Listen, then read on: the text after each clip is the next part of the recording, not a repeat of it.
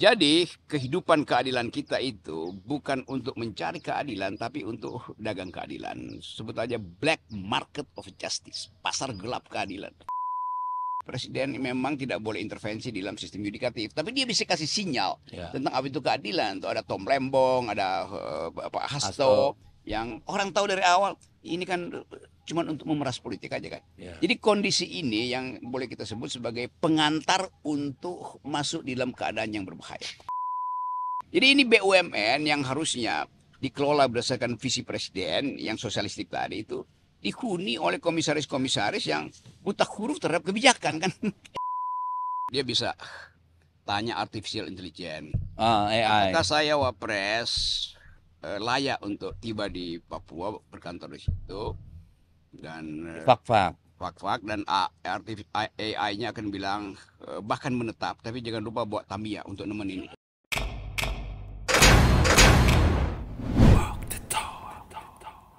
Jumpa lagi di channel DSTV, channel Walk the Talk. Nah, kali ini kita kedatangan tamu yang paling ditunggu-tunggu nih pemirsa DSTV. Terima kasih Bung Rocky. Oke. Nah, sebenarnya setting outdoor ini kita tujukan buat Bung Rocky dari kemarin. Tapi karena waktu pertama yang dapat, ini jadi yang ketiga. Oke. Ya, tapi nggak apa-apa. Udah tamu duluan. Udah. Oke. Jadi kita bersyukur juga nih Bung Rocky karena kita dapat cuaca yang agak enak nih. Ya, kalau kemarin-kemarin agak gerah, sekarang teduh sekali nih. Bung Rocky, kemarin saya melihat tadi saya melihat satu video Bung Rocky bicara di Sumitra Economic Forum. Iya, oh ya, itu mungkin sebulan lalu ya. Itu 1 bulan lalu ya? Atau 3 minggu lalu lah. Ya. Oke, karena saya baru lihat. Nah, yang saya jadi terpikir begini. Benarkah ekonomi kita itu sedang diurus, termasuk public policy ya dalam banyak kasus, untuk manusia atau untuk angka-angka sebenarnya? Angka itu penting untuk melihat efek dari kebijakan atau perencanaan kebijakan. Tapi justru angka itu yang sekarang disembunyikan. Saya baca di media massa, Menteri Tenaga Kerja tidak membuka data pengangguran tuh. Oke. Dia bilang kalau dia buka itu nanti banyak orang yang pesimis tentang Indonesia. Loh, ini data kuantitatif untuk dianalisis justru untuk perbaikan. Jadi bayangkan pemerintah aja untuk mitigasi kebijakan. Ya, buat mitigasi terutama. Pemerintah menyembunyikan data. Lalu bagaimana investor mau masuk tanpa data? Betul. Jadi bayangkan seorang Menteri Tenaga Kerja demi pencitraan dia sembunyikan data itu. Disembunyikan artinya orang tahu ada masalah dengan sistem ekonomi. Ada masalah dengan perusahaan lapangan kerja. Jadi betul, kehidupan kita itu akhirnya kita pakai intuisi aja tuh. Kita lihat bagaimana orang makin lama makin banyak orang jualan UMKM di pinggir-pinggir jalan lalu disebut bahwa itu adalah keberhasilan. Lo bukan, itu justru pelarian dari industri formal. Ya, itu survival mode ya. Yes, itu survival of the fittest itu. Jadi semua kita mau terangkan survival mode penting, tetapi mesti ada kejujuran pemerintah mengatakan ini loh keadaan kita, buat kita belum bertumbuh 5 apalagi 8% tuh. Itu kira-kira poinnya. Oke. Nah, sekarang kalau kita coba melihat nih, merujuk ya beberapa periode presiden sebelum ini ya katakanlah sejak zaman SBY, di mana zaman normal itu mulai terbentuk. Pertumbuhan ekonomi Cina 13-14%, kita bisa sampai 7%. Ya. Lalu declining hingga hari ini. Ya, Jokowi yang dulu janji sampai 7% aja nggak pernah terrealisasi itu. Ya, sekarang Pak Prabowo lebih ambisius lagi nih, 8% di target gitu. Padahal kita tahu global economics nggak baik-baik saja gitu kan, geopolitik di bibir jurang nih. Sekarang apakah kebijakan pemerintah itu di sisi ekonomi, di sisi penyerapan angkatan kerja, misalnya strategi untuk mengatasi masalah-masalah pengangguran, sudah di jalan yang benar atau masih harus melakukan perbaikan-perbaikan? Saya terangkan itu kemarin di forum Sumitronomics itu, karena saya diundang oleh Pak Hasim Johadikusumo, dan saya ucapkan dengan jelas di situ bahwa ekonomi itu ada rasionalitasnya, ada metodologi, tetapi mesti dituntun juga secara ideologis. Kan itu intinya kan. Kan Indonesia mengambil riwayat Bung Karno berdiri di atas kaki sendiri. berupaya untuk memastikan bahwa kebutuhan dasar manusia itu dipenuhi lebih dahulu tuh. Dan itu yang memungkinkan kita berpikir bahwa fondasi ekonomi Indonesia itu hari-hari ini jauh dari ideal yang diminta oleh Bung Karno. 8% itu kita mesti hitung, 8% artinya akan ada padat modal tuh. Di mana-mana tuh pertumbuhan tinggi itu tidak mengandalkan padat karya, pasti padat modal. Padat modal itu langsung kita hitung efek ecological footprint-nya berapa misalnya. Mempercepat industri itu artinya menambah asap. Cost to recovery-nya. Cost itu ya. Jadi semua itu yang harusnya dibuka. Presiden Prabowo mesti terangkan bahwa dia berupaya untuk menghasilkan kebijakan yang sifatnya humanis gitu, atau sebut aja berupaya untuk memakmurkan rakyat, sosialistik lah ya, istilahnya itu, makan siang, perubahan, apa namanya, sekolah rakyat segala macam. Tetapi sumber pertumbuhannya dari mana? Itu betul. Poinnya tuh. Kalau nggak ada ya terpaksa ngutang lagi kan. Dan nggak mungkin kita berhutang untuk hal-hal yang konsumtif kan. Kan makan siang bergizi kan nggak mungkin kita minta utang, dari mana untungnya makan siang gitu kan. Karena kan pergerak pertumbuhan itu tadi cuma ada 3, yang terakhir itu yang pinjaman. Tapi konsumsi publik, lalu FDI. Nah, kalau merujuk pada data yang ada, hampir 96% tenaga kerja, angkatan kerja kita itu diserap oleh sektor-sektor menengah. UKM misalnya gitu loh. Jadi tidak sebanding dengan besarnya investasi yang masuk dengan penyerapan tenaga kerja. Nah, di sini bagaimana kita melihat ada senario yang benar nih untuk kita betul-betul nanti bisa tidak terjerembab dalam bonus demografi. Ya, itu bahayanya di situ. Kehati-hatian jelas mesti ada di situ. Kecermatan untuk membandingkan antara growth dan equality. Nah, kepekaan itu yang belum terlihat sekarang kan. Jadi kita melihat loh, kelas menengah yang jadi andalan, jadi buffer demokrasi, jadi sumber konsumsi dalam negeri itu berapa persen sekarang, tinggal dari 43% drop tinggal 18% itu. 9,3 juta udah terlempar. Itu udah habis segala macam. Dan itu berarti dia nggak bisa dipajaki lagi itu. PHK artinya industri itu deindustrialisasi, nggak ada orang mau bayar pajak dengan cara itu. Saya baca mungkin kemarin itu ada berita dari Asia Times itu, dia wawancara seorang pemuda yang 2 tahun lalu itu memutuskan untuk pindah ke Jepang setelah lulus dari Universitas Indonesia. Dan dia tunjukkan di situ bahwa di Jepang itu gajinya itu 5 kali lipat dari gaji yang sama di perusahaan yang di Indonesia. Jadi yang disebut kabur aja dulu itu memang real. Betul. Mereka menganggap bahwa ya sementara di Indonesia nggak ada harapan itu, dan gelap lah. Iya, itu mendung minimal tuh. Nah, Presiden Prabowo mesti terangkan itu bahwa memang ya ada kesulitan sebelum ini, beban dari presiden sebelumnya, dan itu yang mesti dibuka kan. Jadi supaya publik tahu bahwa pembagian kecemasan, pembagian keraguan-raguan juga mesti ada, dan orang mesti dapat sinyal yang jelas tuh. Kalau memang ada PHK, beritahu ada berapa PHK tuh. Jadi jangan disembunyikan datanya tuh. Termasuk data pertumbuhan ekonomi yang pasti lembaga dunia lebih paham itu. Tetapi masyarakat kan tetap percaya seolah-olah akan bertumbuh 8%, dan itu sangat mungkin akan batal gagal. Begitu batal, nanti krisis politik berlanjut. Begitu krisis politik berlanjut, lalu dendam muncul lagi. Jadi saya kira mesti ada kematangan seorang negarawan untuk realistis lah, itu, dan jujur ya. Nah, salah satu problem yang saya lihat, kalau kita simak pidato-pidato Presiden Prabowo, itu kan tadi tuh sangat sosialistik ya, sangat-sangat populis gitu. Tetapi ketika kemudian kita melihat turunan-turunan kebijakan, itu tabrakan gitu. Ambil contoh misalnya begini, kita paham angka pengangguran meningkat terus, PHK juga terus meningkat misalnya gitu kan. Tetapi apa yang terjadi? Belanja publik dipotong, dipangkas. Di sisi lain, petani-petani Indonesia yang punya kebun sawit hanya 3-4 hektar sekarang sedang diusir dari tanahnya sendiri. Saya kadang-kadang bingung ke arahnya ini mana ini sebenarnya. Kita mau lihat satu model ekonomi yang bukan sekedar tabrakan, tetapi inkonsistensi dari awal gitu kan. Kan kita tahu rumus Keynesian itu bahwa dalam keadaan ekonomi menurun, negara mesti buang uang Yes, itu, state public spending, spending, itu, ya. public spendingnya untuk apa namanya supply side itu.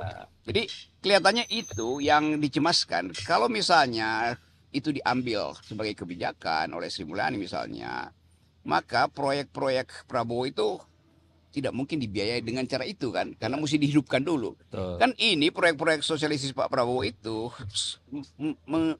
mengasumsikan ada uang di APBN kan. Ya. Jadi diambil aja dipakai di situ. Ini yang nggak dihitung. Tapi kita mau coba lihat apakah konsekuensinya nanti. Mungkin dalam 2 semester ke depan betul-betul kelas menengah itu ambil uang dari ATM tinggal 20.000 segala macam.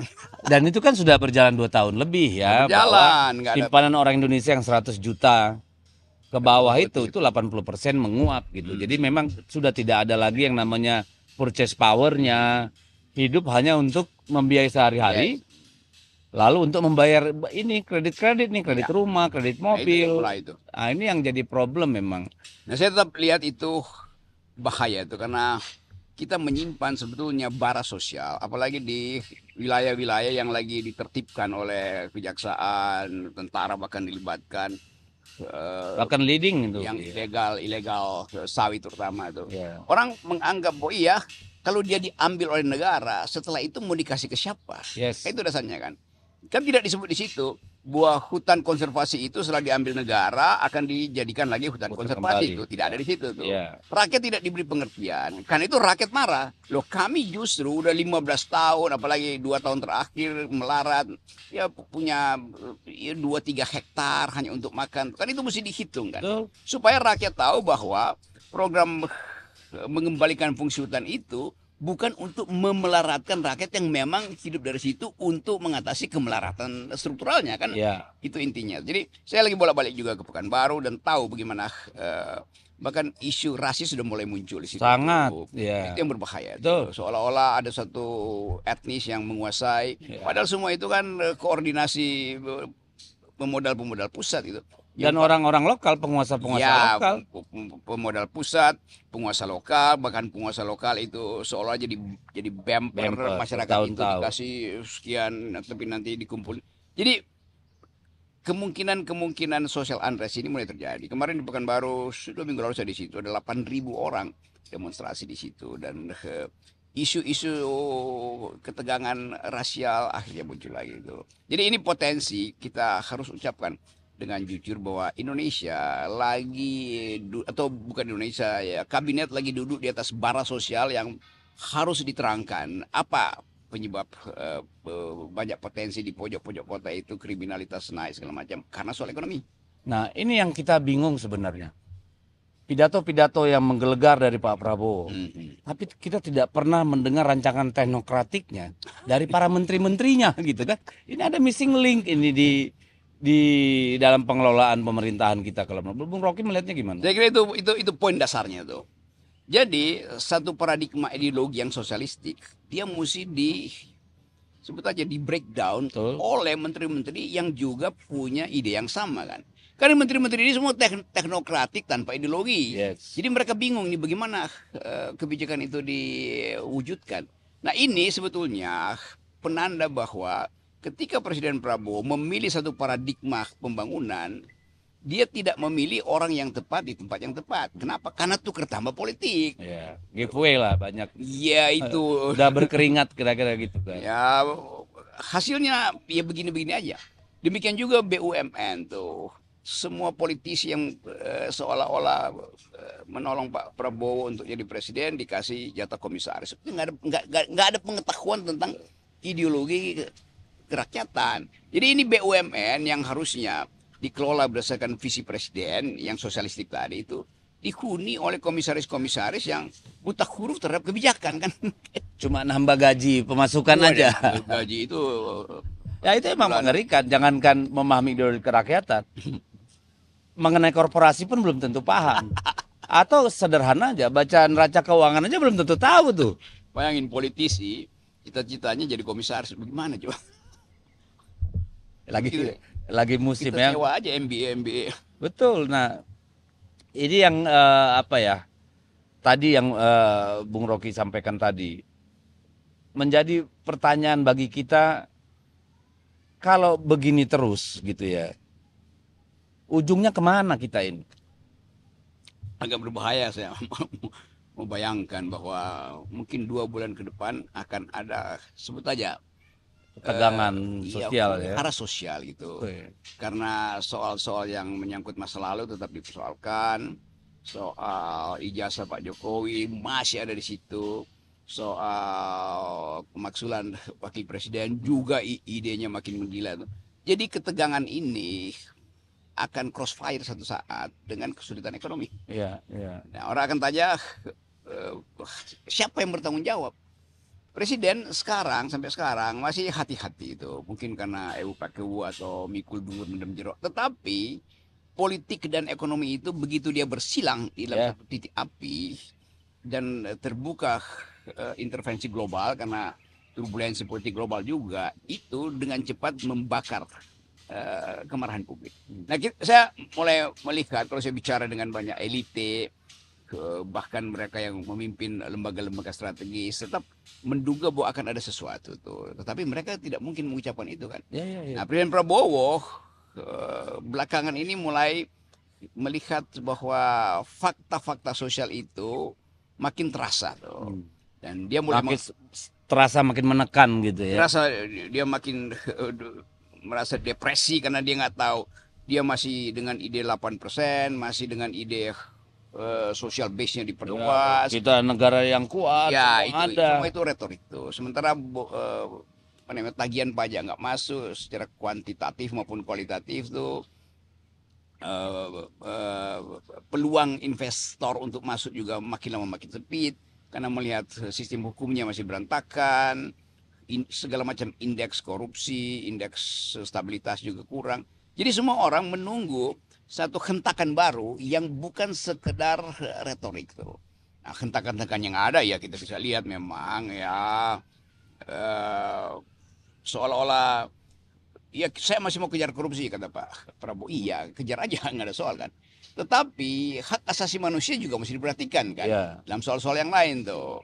Lalu kita mulai melihat bagaimana publik merasa bahwa presiden memang tidak boleh intervensi di dalam sistem yudikatif, tapi dia bisa kasih sinyal tentang apa itu keadilan. Tuh ada Tom Lembong, ada Pak Hasto yang orang tahu dari awal ini kan cuma untuk memeras politik aja kan. Jadi kondisi ini yang boleh kita sebut sebagai pengantar untuk masuk di dalam keadaan yang berbahaya. Pengantar untuk masuk dalam keadaan berbahaya, unless Prabowo melakukan sesuatu kan begitu ya.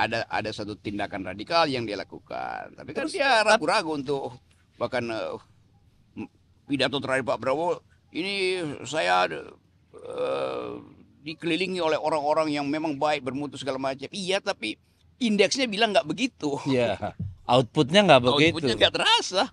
Oke, nah ini coba ini yang karena dari kemarin juga menjadi pemikiran saya, dan mungkin saya juga nanti mau angkat di rapat Komisi 2 kalau sempat. Oke, ini soal tadi itu soal yang sekarang lagi heboh, terutama daerah-daerah tadi soal sawit ya.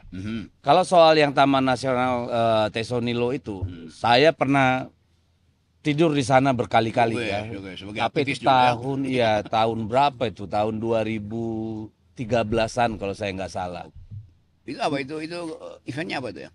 Oh, waktu itu saya nyalek di sana. Oke. Ya, saya nyalek di sana, dan itu daerah yang kemudian saya pakai slogan tuh tanah untuk rakyat, ya, keadilan agraria pada waktu itu, karena saya melihat 2013 ya. Ya, saya ambil tempat itu karena belum pernah ada kursi PDI Perjuangan di sana.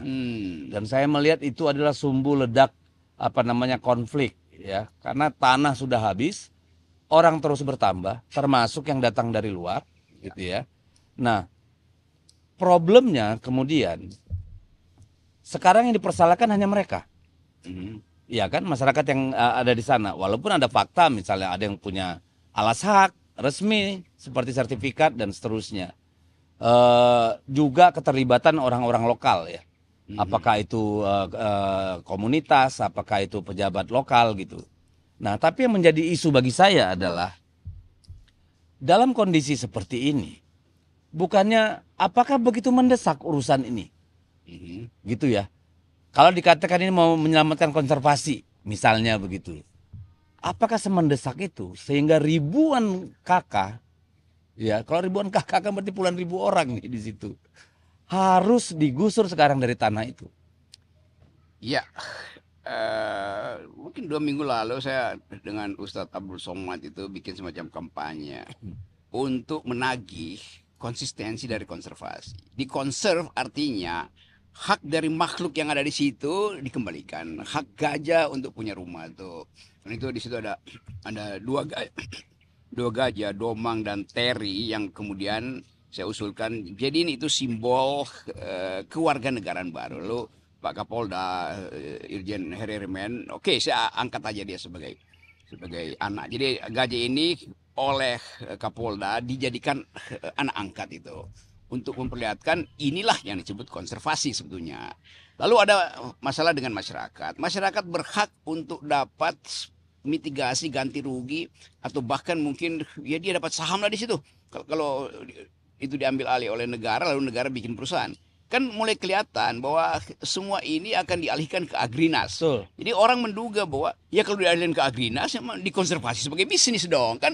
Jadi buat apa di situ? Jadi rakyat akan anggap loh kita justru cari makan di sini, kita digusur tetapi hasil bumi yang kita duduki yang diberikan pada kita oleh alam semesta itu justru dieksploitasi oleh Agrinas yang adalah perusahaan bisnis. Betul. Kan itu soalnya kan. Jadi Ya. keadilannya nggak ada. Nggak ada. Nah ini yang jadi problem itu. Jadi memang misalnya begini, negara Hmm. kalau untuk korporasi, ya, Oh, dia cepet-cepet punya cara untuk memberikan pada korporasi, namanya izin pemanfaatan pinjam pakai kawasan hutan. Ya. Ya toh, Ya. itu lu boleh pakai tuh, mau lu tambang kayak mau apa, dikasih itu boleh. Tapi rakyat tidak ada cara. Mereka hanya dikasih hutan kemasyarakatan misalnya, yang sangat terbatas. Apa yang boleh ditanam, luasnya, dan sebagainya. Kalau korporasi cepat tuh, karpet merah gitu ya. Tapi kemudian rakyat melakukan hal yang sama, itu jadi penjahat. Iya kan? Lalu persoalan yang kedua adalah, saya tidak melihat, yang tadi saya sepakat dengan Bung Rocky, saya tidak melihat bahwa niat mulia ada di belakang ini. Karena apa? Itu ujungnya kok ke Agrinas. Bukan gitu. tidak melihat, mencurigai ada niat tidak mulia. Kita balik ya kalimatnya. Saya sepakat sama Bung Yes. Rocky. Jadi mikirnya gini, saya membayangkan gini, katakan untuk kasus Tesonilo. Oke, kan kalau diberikan pada perusahaan, maka pemerintah harus mencari luasan yang sama Yes. sebagai pengganti Iya. kawasan yang diberikan konsesi. Kenapa tidak boleh berlaku buat rakyat? Itu satu, ya kan? Yang kedua, kalau misalnya yang disita itu punya korporasi, kan lebih enak. Bisa dibagi-bagi sama rakyatnya. Nah, dalam hal yang Tesonilo ini, tadi itu, kenapa nggak dilakukan hal yang sama? Mana lebih mudah? Ya, untuk mencari tanah untuk dikonservasi ulang. Karena kawasan ini pun tadinya tidak seluruhnya hutan. Ya. Tapi kemudian tiba-tiba Jakarta Masuk. masukin dalam hutan, dan itu terjadi di Kalimantan dan di banyak tempat gitu loh. Ini saya berpikir kenapa enggak ya pemerintah ini misalnya gitu ya. Saya sepakat tuh kalau untuk korporasi, silakan itu cepat gitu ya, cepat. Kalau perlu didenda dong. Iya kan? Nah, ini kemudian dibagi sama masyarakat. Masyarakat tuh masyarakat mana? Pertama tentu karyawan. Oke. Yang kedua masyarakat setempat yang membutuhkan. Tapi tidak jadi hak milik. Mereka yang diberikan ini dikasih kesempatan mengelola katakanlah untuk satu siklus 25 tahun. Kalau dia sawit misalnya gitu ya. Atau masyarakat yang sudah katakanlah tadi sudah dianggap merambah hutan, ini dikelola dengan cara lain. Misalnya untuk setiap luasan 10 hektar Ya. harus ada 3 hektar di dalamnya berupa pohon-pohon yang Ya. tidak monokultur. Yes. Iya kan? Sehingga bisa burung dan yang lagi itu bisa gitu loh. Nah, kenapa ini nggak dilakukan misalnya? Saya menjadi tanda tanya sehingga ini berarti ada masalah gitu. Saya menduga secara akademis ada desain untuk secara cepat mengambil hasil akumulasi itu. Mengkonsolidasi. Konsolidasi. Dan itu yang berbahaya tuh. Kita ya dugaan ini makin lama makin terlihat. Kan publik juga mengintai ini Agrinas di belakangnya ada apa sebetulnya tuh. Kalau dia BUMN, lalu dia kerjasama dengan korporasi, akhirnya setelah dirampas negara dibalikin lagi ke korporasi yang sama karena efisiensi justru manajemen tuh. Ya kayak Duta Palma yang 200.000 hektar pada kan. akhirnya, oke. Sekarang isunya bergeser pada kecurigaan. Nah bahayanya kalau isu itu bergeser pada kecurigaan dan memang saya ikut membaca itu kepres ya, itu statusnya itu tidak ada istilah dikembalikan secara dalam bentuk konservasi kan. Jadi tetap tidak ada dari awal niat untuk mengkonservasi. Nah dugaan-dugaan konsolidasi jadinya kan. Jadi poin dasarnya ini akan jadi lahan bisnis baru. Jadi negara menggusur rakyat yang butuh makan untuk bisnis yang menghasilkan uang bagi negara karena proyek-proyek tadi itu, proyek-proyek besar tadi itu. Jadi sebetulnya kalau kita lihat sumber akumulasi dari kegiatan Pak Prabowo ini, yaitu yang soal sosialistik, juga sebenarnya kapitalistik dan kapitalistik yang kasar itu. Betul. Ya. Jadi tidak ada keutuhan ideologi antara proyek sosial dan sumber pembiayaan proyek sosial itu tuh, masalahnya. Ya itu tadi dikira kantong ajaib Doraemon kan, ini anggaran kan, anytime you want gitu kan. Makanya kan dipertanyakan di DPR tuh, di komisi di Banggar ya. Kenapa kita potong anggaran gitu kan? Potong pengeluaran, tapi pada saat yang sama utang nambah gitu kan. Logikanya nggak ada. Nggak ketemu kan. Jadi makanya saya berpikir dari awal, pertanyaan pertama saya tadi, sebenarnya negara sedang mengurus orang atau angka-angka nih. Artinya ketika dia menyusun kebijakan, bahkan anggaran, nggak kebayang tuh wajah-wajah manusianya sama sekali, enggak gitu loh maksud saya. Nah problem ketika Presiden Prabowo merekrut kabinetnya tuh. Dan kabinet itu tidak di-brief dari awal kan. Loh kan ada retreat sampai 2 kali. Ya itu retreat untuk mendisiplinkan tubuh aja, bukan untuk mendisiplinkan otak gitu kan. Sebetulnya karena di-brief macam-macam. Saya ikut nonton beberapa potongan di situ. Kelihatannya waktu retreat di brief itu ya orang cuma sekedar menterinya nggak ada pertanyaan kritis. Kan mesti pertanyaan kritis. Waktu Pak Prabowo ngomong mesti ada yang angkat tangan nih. Konsekuensi dari paradigma sosialistik itu apa pada rakyat tuh? Kan mesti ada begitu kan. Tetapi karena ini kabinet yang ya tuker tambahnya terlalu lunak, maka pertanyaan yang oposisional tuh nggak ada. Nah sekarang terjadi tuh. Kebijakan tidak bisa diturunkan dalam secara teknokratik karena kapasitas dari menteri-menterinya. Gampang betul begituan. Nah, kalau begitu, kan ada pada satu titik nanti tentu Pak Prabowo mau tidak mau mengambil keputusan yang drastis lah kira-kira begitu. Apakah itu akan dimulai dengan reshuffle kabinet menurut Bung Rocky? Bukan menurut saya, keinginan saya begitu. Begitu kan? Tapi tondo-tondonya dari pergaulan dengan elit Gerindra atau pemerintah. Makin terasa bahwa kapasitas Pak Prabowo untuk lakukan radical break, nah kita pakai istilah itu aja, itu dia masih terengah-engah untuk tiba di situ tuh.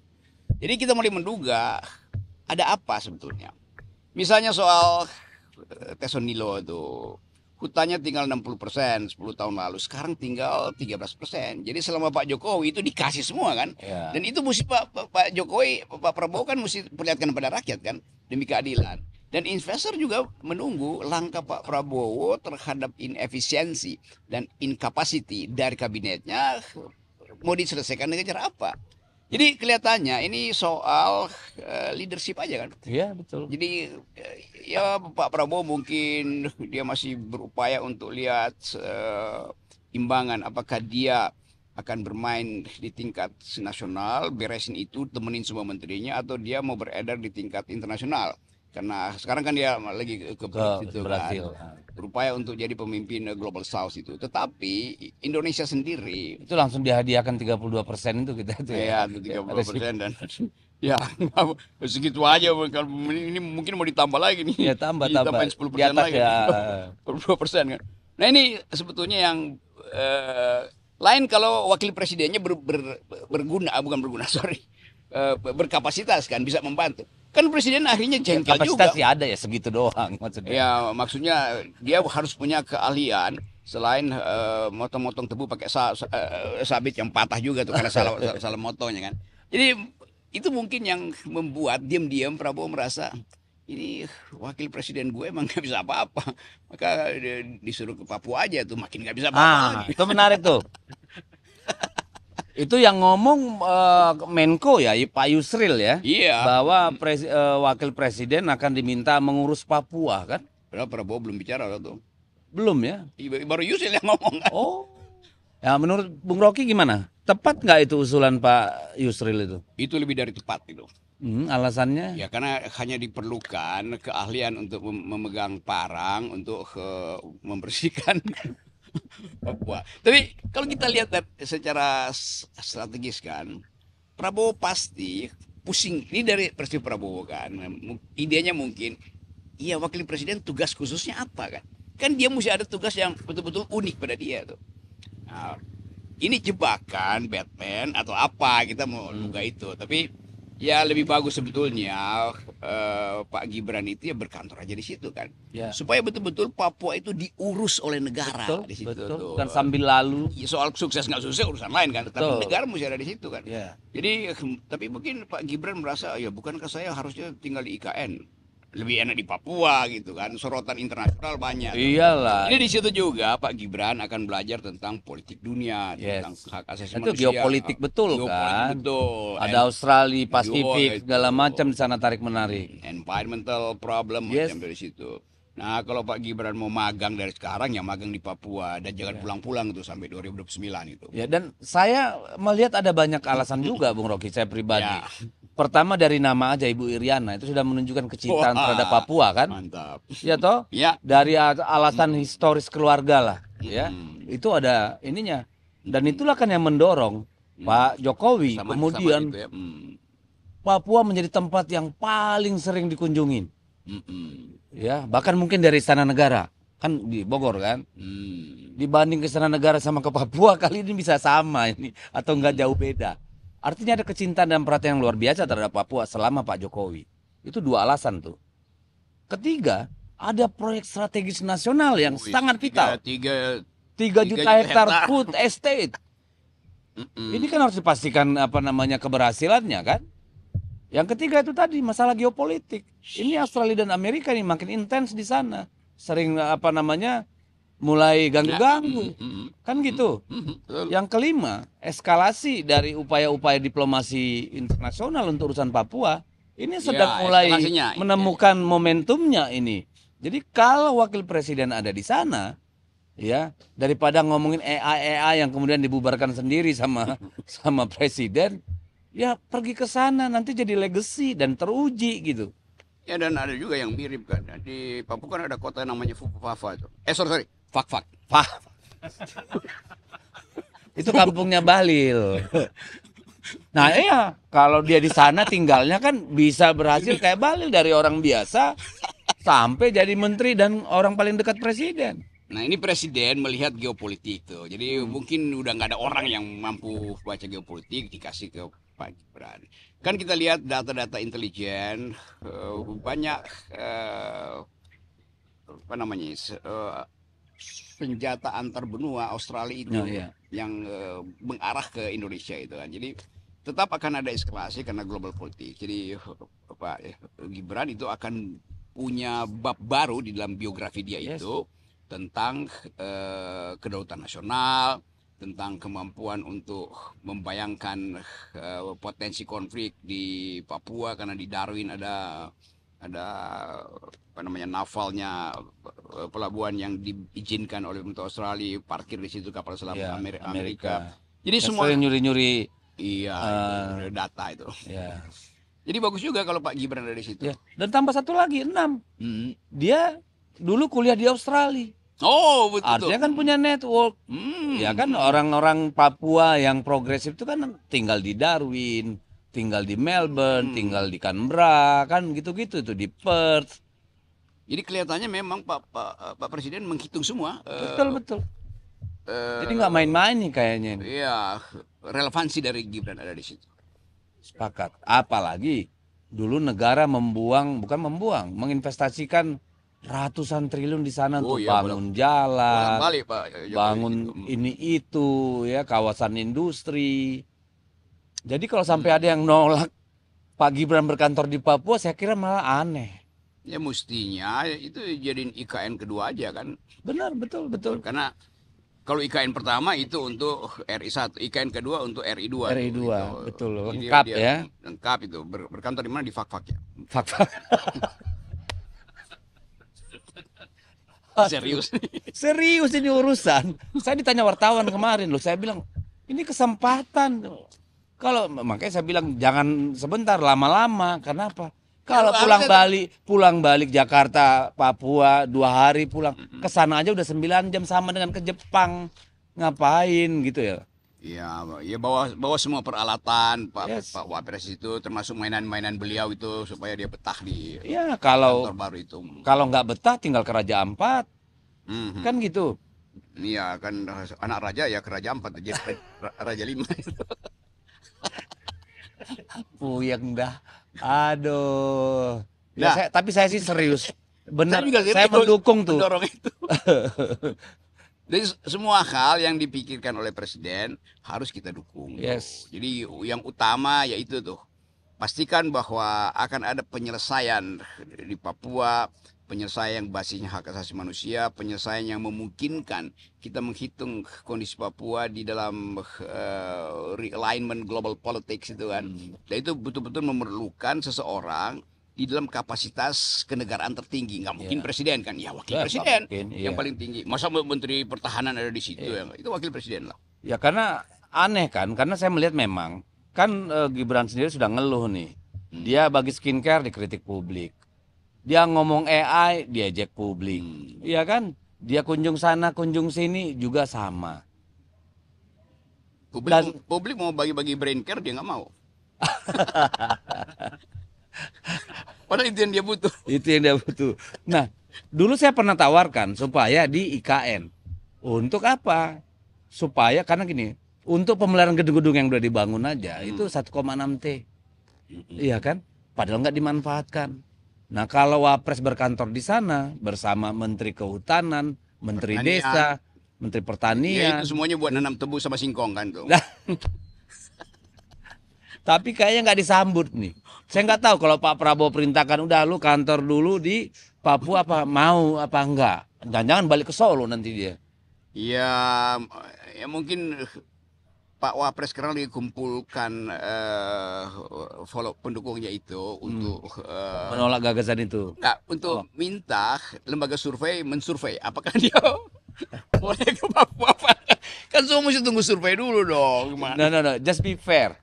Pak Jokowi itu sangat dicintai orang Papua. Sangat dicintai. Ya, karena begitu besar proyek infrastruktur yang dibangun di sana. Ya, walaupun kemudian kan yang nikmatin pengusaha tambang, pengusaha sawit, emas, gitu-gitu ya. Jadi lengkap sebenarnya alasan untuk ke sana itu, gitu. Tapi kalau dia pergi ke sana, Bung Rocky, apakah dia sendiri? Ya, karena kan kalau nggak ada perangkat juga dia kan nggak bisa. Enggak, itu gampang tuh. Dia bisa tanya artificial intelligence. AI. Apakah saya Wapres layak untuk tiba di Papua, berkantor di situ, dan Fak-Fak dan AI-nya akan bilang bahkan menetap, tapi jangan lupa buat Tamiya untuk nemenin. Udah jadi. Ya kan politik itu nggak pusing yang serius-serius lah. Iya. Kita ada di taman. Kan. Gua jadi kayak si Saras nih, udah nggak pernah. Tadi tuh gimana? Jadi pembicaraan di taman ya mesti jangan stres. Iya, jangan. Oksigen banyak di sini. Gitu. Nah tadi kan Bung Rocky nyinggung nih, Tom Lembong Ya. dapat 7 tahun, Mas Hasto dapat 7 tahun.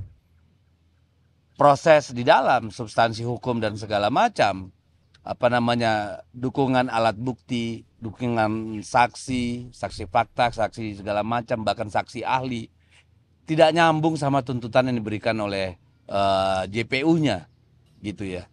Tapi yang menjadi analisa orang, Aha. kenapa dua-dua sama-sama angka 7? Ada apa dengan angka 7? Kalau Bung Rocky ini ngelihatnya secara numerologi atau secara sosiologi atau filosofi, apa sih yang ada terjadi ini? Ya kalau angka 8 berarti hukuman dari Prabowo dong. Jadi kalau angka 7, 08, angka 7 itu penanda bahwa kekuasaan itu setuju untuk menghukum orang yang tidak bersalah itu. Oke. Setuju bukan itu. kekuasaan yang punya kuasa kali ya. Yes, itu. Jadi kita lihat bahwa tetap dikondisikan supaya diperlihatkan bahwa kekuasaan yang walaupun sudah punah masih punya kaki tangannya tuh. Tetapi juga lupa bahwa dua tokoh ini itu orang-orang bersih itu, dan itu yang akan jadi pemimpin moral Ya. ketika ada tadi kita bicara di awal krisis sosial. Jadi bisa kalau Pak Hasto misalnya dibui, Tom Lembong dibui, 2 bulan ke depan ada sosial unrest, dua-duanya keluar untuk memimpin rakyat. Iya, Ya. iya. Karena tetap orang Indonesia itu tahu bahwa batin kita apa sesuatu yang udah selesai, jump to conclusion semua pidana itu kan, tanpa ada legal reasoning, tiba-tiba 7 tahun tuh. Jadi ini kebijakan, Tom Lembong bikin kebijakan, Pak Hasto dibuktikan dari sidang pertama Harun Masiku itu tidak ada di situ satupun pidana kan Keterlibatan atau harus ada bukti Iya, material kan, iya. bukan kata ini Iya. kami sadap di sini iya, tetapi konstruksi hukumnya tidak bisa dia ditemukan di situ kan. Iya. Jadi ini yang kita sebut Baik alat sebagai, bukti maupun saksi nggak Ya. ketemu barang ini. jadi kehidupan keadilan kita itu bukan untuk mencari keadilan tapi untuk dagang keadilan. Sebut aja black market of justice, pasar gelap keadilan. Atau blackmail. Di Blackmailing. Iya, di blackmail dulu di dalam sistem. Kayaknya ilmu bapak itu kan itu memang blackmailing kan. Ya, pakai black magic lagi dia. Nah ini kan kemudian orang gini. Apakah mereka-mereka yang sedang melakukan akrobat kekuasaan ini ya secara eksesif ini merasa bahwa kekuasaan itu tidak akan pernah berakhir ya? Atau nggak takut karma itu Bung Rocky? Orang yang Nah ini nggak logis nih ya. Nggak, Takut dia karma logis, nggak ya? ya. Orang yang ketagihan itu dia ingin sampai puncak loh. Kan dasarnya begitu. Addicted artinya harus tiba pada keadaan trans maksimal tuh. Jadi terlihat kehausan kekuasaan ini belum mereka capai atau belum dia capai kalau satu orang aja di masa lalu. Jadi dia ingin ulang gitu. Jadi ini semacam bukan sekedar sisa-sisa, akumulasi dari keinginan untuk show off tentang kekuasaan. Itu yang terjadi. Show off atau mungkin juga bagian dari proteksi kan? Iya, tapi dia sekaligus kan dia mesti show off dulu, baru dia bilang oke, saya masih memegang kekuasaan, baru aja tukar tambah kira-kira. Tapi rakyat mengerti bahwa ya ini black market of injustice kan. Ya. Jadi ketidakadilan itu ada di benak orang Indonesia itu tetap punya sentimen bagus tentang rasa keadilan. Dan dia menganggap bahwa ya yang ada di pengadilan kan buatan semua tuh. Memang banyak orang Indonesia kan muka-muka rembo tapi hati-hati rinto semua kan. Oke. Nah, soal karma tadi nih. Nah, kan kemudian kan orang menilai apa yang terjadi pada Jokowi hari-hari ini misalnya itu kan bagian dari punishment nih. Ya dari atas sana. Apa yang terjadi pada Gibran hari-hari ini itu mungkin bagian dari itu. Apa yang terjadi dengan menantunya di Medan sana juga hal yang sama. Nggak ada soal karma di situ. Yang ada adalah energi arogansi dan energi moral itu dua hal yang harus seimbang tuh. Jadi disebut karma karena kita lihat dari segi kultur. Ya. Menjelaskannya susah kalau ini ya. Atau kita anggap apakah ini sunatullah ya, apalagi itu bukan sunatullah. Jadi kan jumlah keadilan dan jumlah arogansi itu sama. Ya. Supaya ada hukum keseimbangan. Jadi ini adalah balancing yang dibuat oleh sistem politik kita yang dibasiskan pada keterangan-keterangan publik. Jadi begitu kita mulai membaca opini publik, terlihat bahwa opini publik ketika kekuasaan itu mulai redup itu meninggi dia opini publik dan mulai melihat bahwa ini saatnya kita persoalkan kelakuan dinasti Jokowi kan itu yang terjadi sebenarnya. Ya. Dan orang menganggap ya harus ada memang penyelesaian semacam itu. Nah, Presiden Prabowo harus baca itu tuh. Dan kalau dia baca itu dengan baik, dia tidak akan kena hal yang sama nanti itu.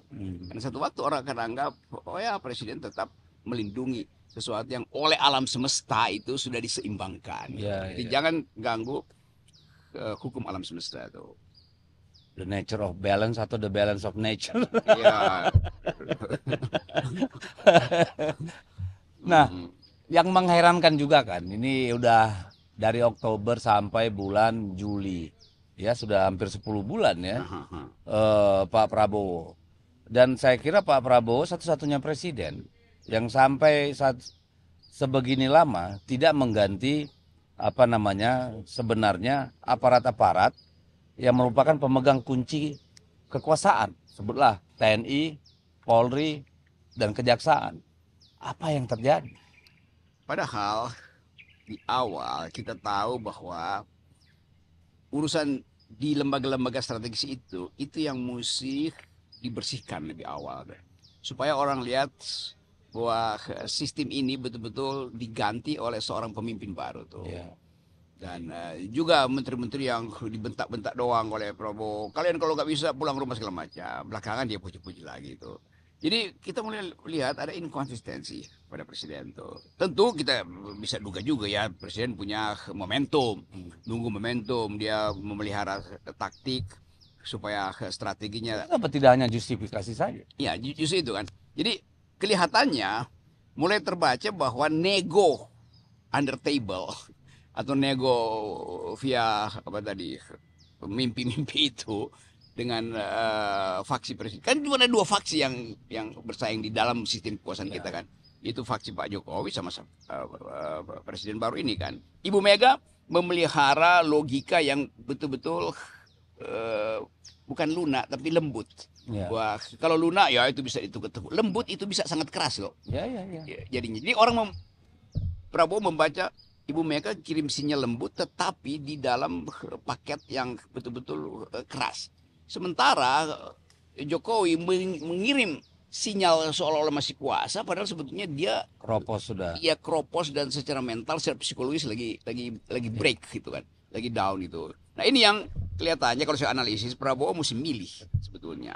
Di dalam timeline yang udah 10 bulan kalau masih begini publik justru faktor ketiga kan publik. Jadi ada Ibu Mega, ada Pak Prabowo, publik menganggap ini permainan akan seterusnya begini dan publik menganggap wah ini presiden kenapa tidak punya langkah seperti ketika dia memimpin organisasi militer justru kan.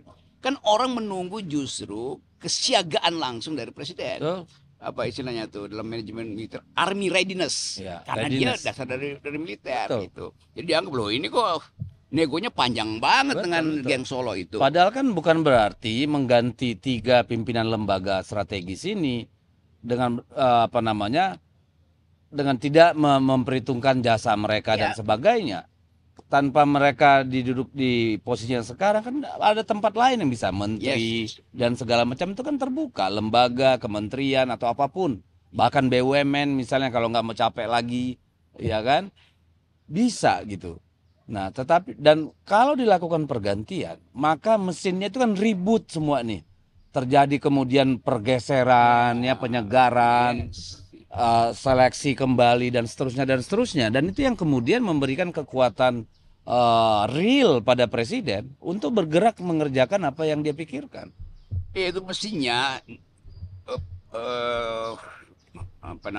pendukung mesin itu sekarang idle semua tuan. Dia nggak tahu mau ngapain karena juga yang di bawah ini yang lapisan kedua ini kan menunggu ini penyelesaian elit antara 3 lembaga ini bagaimana tuh. Polisi, KPK, termasuk investor saya kira. Investor apalagi kan, bagaimana ceritanya nih? Sehingga investor mungkin justru lagi menduga jangan-jangan memang ada perjanjian semacam tacit agreement, perjanjian diam-diam sebelum Presiden Prabowo meminta Gibran untuk jadi wakil presiden. Tentu perjanjian dengan Presiden Jokowi kan semua ini satu waktu kan akan terlihat. Jadi tetap orang tunggu ini apa yang bisa jadi semacam sinopsis kepemimpinan Pak Prabowo ini. Snapshotnya apa? Gitu kan. Ya, semakin ini udah 10 bulan terlalu lama. Iya dan semakin lama justru akan merugikan Pak Prabowo sendiri, yes. karena dia akan kehilangan momentum Nah, itu yang dia. menjadi landasan untuk trust publik dalam jangka panjang, Nah, gitu loh. trust itu hanya bisa diambil dalam satu momentum yang eksistensial Betul. gitu. Bukan diulur-ulur. Iya. Ini publik akan berkumpul kembali untuk memberi legitimasi. Nah, sekarang kelihatannya udah, yo kalau begitu ini tukar tambah panjang dong nih. Yang ini nggak diganti, yang ini dipertahankan. Bahkan beberapa menteri yang atau pejabat istana yang udah ngaco masih dianggap ya mereka bekerja baik kok buat saya tuh. Nah, ya, hasilnya apa? Hasilnya ada keresahan publik yang berlanjut. Betul, itu yang akan terakumulasi dan tadi mudah-mudahan bukan social unrest gitu ya. Tetapi justru pemerintah yang kemudian untuk melakukan apa nih? Kalau istilahnya nih, mau bilang mogok ini didorong lagi untuk menyala dengan cepat kan. Kalau sekarang Ya. cenderung kan kita melihat ya ada aja gitu. Kayak bisnis as usual aja, nggak ada apa-apa. Ya, melemah sebetulnya. Dukungan publik saya kira melemah tuh karena semangat awal itu menyala-nyala, tiba-tiba karburatornya bermasalah. Karburator menyala-nyala, makanya mesti suara knalpot itu kan gedubuk Itu gitu ya. doang. Aduh, oke. Padahal bensinnya kecampur tetesan hujan. Jadi kita harus menunggu juga nih anak-anak mahasiswa nanti habis liburan semester. Nah itu saya hitung anak mahasiswa ini akan turun ke jalan karena seniornya akan berceramah pertama soal fufufafa, berceramah kedua soal ijazah palsu. Kan itu kan isu yang ada di kepala tuh. Di dalam, nah anak-anak SMA ini juga akan ngikutin TikTok segala macam. Begitu di mahasiswa dia nunggu nih apa yang bisa bikin dia bangga sebagai mahasiswa. Walaupun kita tahu data terakhir Indonesia itu nomor 2 sebagai perguruan tinggi sistem perguruan tinggi kita paling buruk termasuk memalsukan apa namanya ini paper, plagiat segala macam itu di jurnal internasional. Nomor 1 Kazakhstan, kita nomor 2 terburuk. Nah itu menunjukkan lagi bahwa bahkan ijazah presiden dipertanyakan, maka dibenarkan oleh sistem internasional. Ini baru saya baca-baca indeks terakhir bahwa Indonesia perguruan tinggi terburuk kedua di dunia adalah Indonesia. Yang pertama Kazakhstan. Oke. Jadi sebenarnya sudah sangat penting ya buat Pak Prabowo. Sangat mendesak untuk lakukan radical break. Radical break. Untuk dapat tadi momentum. Iya. Masa dorong-dorong terus mobilnya. Ya. Tadi Bung Rocky bilang nanti mereka masuk kuliah, ini senior-seniornya akan katakanlah memberikan pencerahan atau apa gitu. Tapi saya melihat nih potensi ini bahwa ketika mereka libur, ini mereka yang kuliah dan segala macam, yang kembali ke rumah dan seterusnya, itu akan menghadapi realita pahit di rumah. Duit di kantong orang tua sudah katakanlah sangat-sangat menipis. Nah ini kan juga bisa menjadi pendorong buat mereka kemudian untuk keluar memperjuangkan kehidupan mereka. Iya itu, ini tanggal mungkin 2 hari ke depan itu ada retreat gerakan mahasiswa 98 di Jogja. Oh. Dan bisa digabung tuh sama retreat Sekda se-Indonesia itu. Nah, saya diundang di situ dan terasa ini gejalanya ini begitu banyak mahasiswa yang mengundang saya untuk bicara hal tentang kepemimpinan Prabowo itu. Jadi padahal mereka belum masuk kuliah loh, baru bulan depan kan. Jadi artinya di dalam WA grup mereka itu paling sering saling kirim problem yang kita bicarakan tadi. Jadi saya percaya bahwa mereka updated tentang keadaan. Begitu mulai masuk mahasiswa baru yang mahasiswa 2 tahun lalu yang tahu tentang fufafa, mulai ceramah ini mahasiswa barunya ini kan. Kalian tahu apa tuh fufafa tuh? Karena mereka ingin wariskan ini kan tradisi mahasiswa yang baru itu akan dicuci otak dulu tuh. Tapi kelihatannya ini akan tadi berimpit dengan kemarahan, bukan sekedar cuci otak tapi marah karena pulsa udah nggak punya, mau bawa pacar makan nonton, uang kosnya makin tinggi, yang tadinya ada AC karena tinggal pakai kipas angin. Jadi kemarahan mahasiswa ini akan di backup oleh pengetahuan mereka tentang keadaan Indonesia melalui kajian akademis. Jadi saya yakin Saya tahu itu keadaan itu masih akan balik lagi tuh, dan dia akan kesulitan besar tuh. Bayangkan misalnya kalau Fufufafa mulai diproses nih kan, kelihatannya harus diproses tuh. Diproses misalnya mulai minggu depan diproses, dan Dan itu kalau diproses kan sebenarnya menguntungkan juga buat Gibran ya, karena akhirnya kan bisa ya diperdebatkan secara terbuka. ya, jadi mesti diproses terbuka itu, dan demo pasti akan jalan tuh. Jadi kelihatannya mahasiswa bersiap-siap untuk demo di DPR untuk minta percepatan proses pemeriksaan pemakzulan ini kan. Karena bagi mereka ya kalau Gibran masih di situ, lalu dia ini anak mahasiswa ini di 2009 itu mau milih siapa? Ya. Kan isu-isu begituan kan masuk tuh. Ya Gibran pamer tentang skincare, pamer motong-motong tebu, pamer main apa namanya tuh, aura apa isinya itu, Aura farming. aura farming itu. Nah, dia bukan sekedar farming tebu, jadi farming aura juga, padahal auranya tidak cukup. Harusnya dia farming aura yang pakai kasih gitu, yang pakai. Ya, kalau itu problem yang bisa menimbulkan kehebohan lokal. Kehebohan lokal dan interlokal. Iya, jadi ya saya kebayang ya, kalau memang sesungguhnya apa yang dikatakan oleh data dan angka bahwa situasi apa namanya ekonomi dan ekonomi keluarga, ekonomi real itu Ya, memang itu keluarga saling pertama. saling bertaut, tentunya akan mendorong mahasiswa untuk kemudian bersuara. Itu udah jadi hukum sejarah itu Sejarah. Nah, tapi kan terlihat. itu juga bisa menjadi apa namanya obstacle juga untuk satu gerakan, karena apa?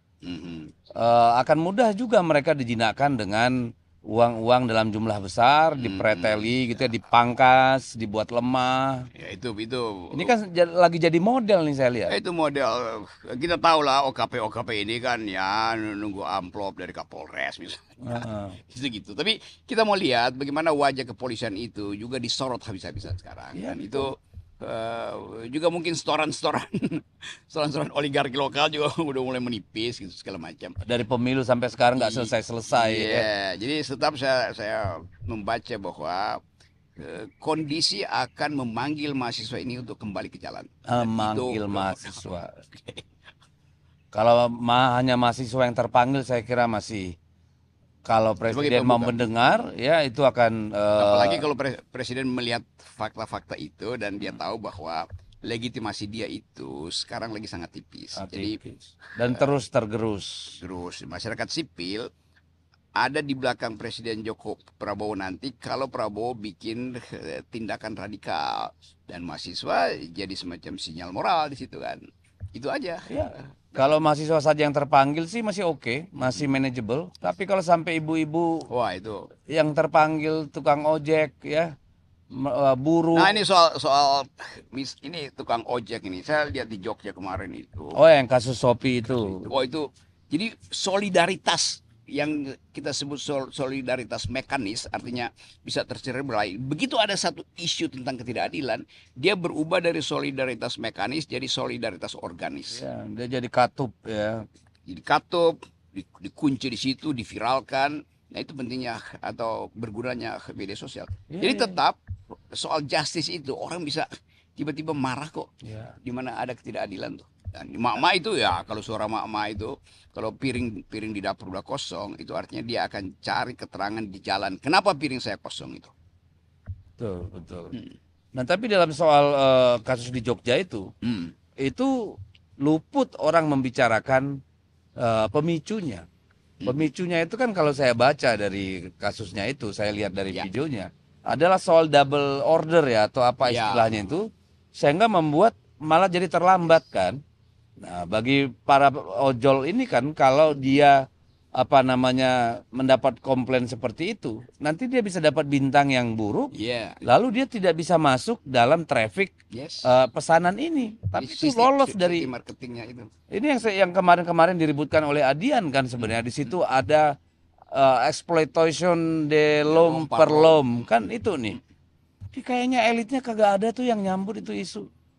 Ya, elit merasa bahwa ya itu udah diatur dalam sistem kan. Jadi keterangannya selalu teknokratik begitu atau bahkan teknis sebetulnya. Tetapi fakta bahwa satu isu kecil walaupun tipis sebagai sekedar problem teknis itu salah order, tapi karena ada arogansi dari si konsumen ini, maka publik merasa kok apa namanya pamer kekuasaan ya gitu, marah-marah segala macam gitu kan. Jadi kita mesti rumuskan begini nih, mengendap di dalam benak publik sejumlah ketidakadilan, terpapar sedikit dia bisa meledak gitu. Nah itu yang kalau kita bisa terangkan, orang Indonesia ini atau Jawa khususnya, dia punya tradisi nrimo. Yes. Tetapi nrimo itu bisa berubah jadi amok, ngamuk, Yes, hanya betul. karena satu peristiwa ketidakadilan. Ya. Dan problem terbesar dari kemiskinan dan ketidakadilan adalah ketika manusianya nerimo. Yes. Ketika mereka menyerahkan itu, oh itu sudah takdir yang harus dijalani, kan itu. Yes. Begitu ATM tinggal 20.000, ini bukan takdir, ini ada sesuatu yang misahin. Oke, jadi kawan-kawan ya sudah banyak yang kita omongin dan saya kira kalau bagi saya yang paling penting tadi dari pembicaraan itu adalah pertama kita menunggu nih. Dan waktu time is ticking for Pak Prabowo nih untuk melakukan sesuatu, ya jangan sampai terlambat. Untuk apa ini? Bukan mendinamisasi ya, merevitalize lah ya, adab kerja dan apa namanya tools maupun paradigma lah dari kabinetnya. Dan yang tadi kita sama-sama sepakat itu bahwa memang tidak ada alasan untuk menolak. Wakil Presiden Gibran itu berkantor untuk menyelesaikan masalah Papua di Fak-Fak, kan itu tadi ya. Saya kira itu dulu. Sampai jumpa. Terima kasih Bung Rocky. Ya, dan Pak Prabowo mesti perhatikan betul bahwa memang we shall overcome, tapi time is running out, Mr. President.